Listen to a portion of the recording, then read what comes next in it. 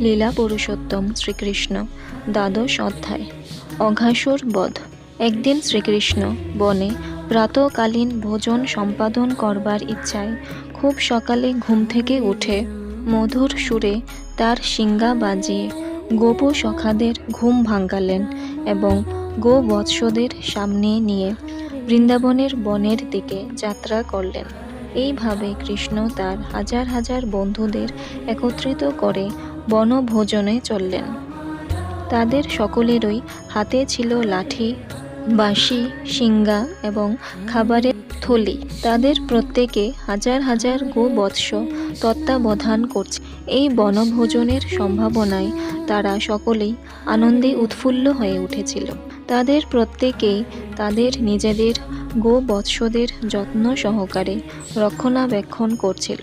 তাদের অঙ্গ নানা রকম স্বর্ণালঙ্কারে ভূষিত ছিল এবং খেলার ছলে তারা ফুল, পাতা, মঞ্জরি, ময়ূরের পালক এবং গেরুমাটি বনের বিভিন্ন জায়গা থেকে সংগ্রহ করে বিভিন্নভাবে নিজেদের সাজাচ্ছিল। বনপথে চলতে চলতে একটি বালক অপর এক বালকের খাবারের পুঁটুলি চুরি করে অপর একটি বালককে দিল।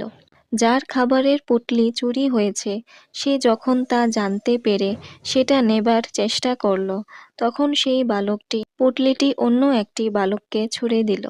এইভাবে তারা খেলা করে শিশুসুলভ আনন্দ উপভোগ করতে লাগল।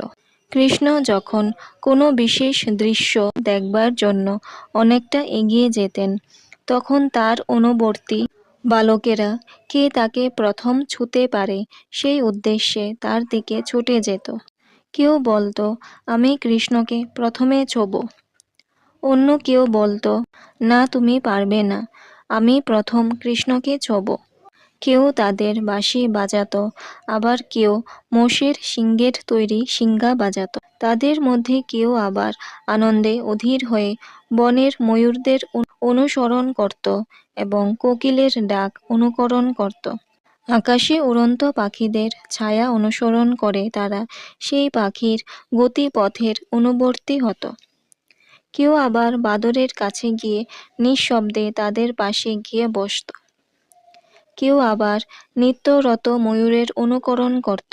কেউ বাদরের লেজ ধরে তাদের সঙ্গে খেলা করত এবং বাদরেরা যখন লাফ দিয়ে গাছে চড়ত তখন তারাও তাদের অনুসরণ করত। বাদর যখন মুখ ভ্যাংচাত তখন তারা তার অনুকরণ করে ঠিক সেইভাবেই তাকে ভ্যাংচাত।